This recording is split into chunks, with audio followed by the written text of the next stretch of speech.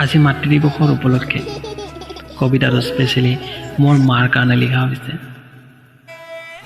কবিতাৰ শিৰোনাম মোৰ মা।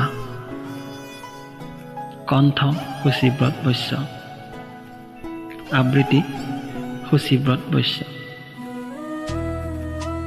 মা, নাজানো তোক কিমান ভাল পাওঁ, কাৰণ তোৰ বাবে থকা মৰমখিনি মই জুখিব নোৱাৰোঁ। মা,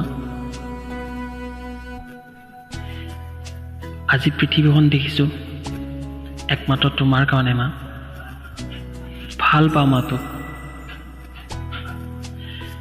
মইতো নিজকে চম্ভালিব নোৱাৰোঁ,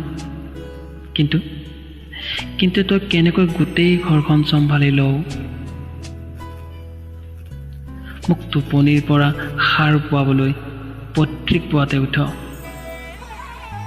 কোনে এৰিব নিজৰ টোপনি আনৰ কথা ভাবি। মাথো তই মোক এৰি নাযাবি মা।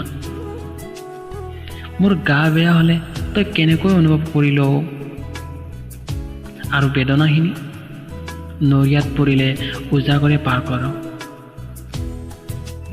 সদায় দেৰিকৈ ভাত খোৱা, ঘৰৰ সকলোবোৰক খাব দি। কেতিয়াবা নিজেও বহি খাই ল'বি না নিজৰ কথা ভাবি। পৃথিৱীৰ সকলোতকৈ তই মোক ভাল পোৱা, এই কথা লাগিলে তই চৰ্ত ৰাখি ল। তই হাঁহি থাক না মা, চিৰদিনৰ কাৰণে মোৰ বাবে। মই লাগিলে কিমান দূৰতে নাথাকোঁ কিয়, প্ৰতিপল কাষত আছা মা তই।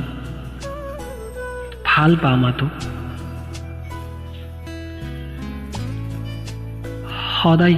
সদায় বচালা দেউতাৰ গালিবোৰৰ পৰা, আৰু কাষত নি বুজালি। মূৰত হাত বুলাই বুজিবি অ' বাবা। খঙত কেতিয়াবা দুচাত দিছিলি,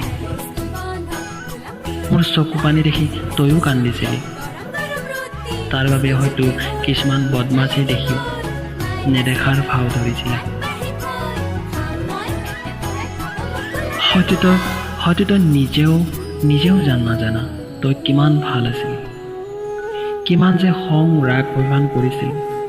কিন্তু মা, তই নিস্বাৰ্থভাৱে নীৰৱে শুনিছিলি, নীৰৱে ধৈৰ্য কৰি থাকিছিলি। মা, কিমান কষ্ট কৰি মোক তই ডাঙৰ দীঘল কৰিলি। তোৰ সমান মৰম মোক আন কোনেও দিব নোৱাৰে। লাভ ইউ ছ' মাছ মা।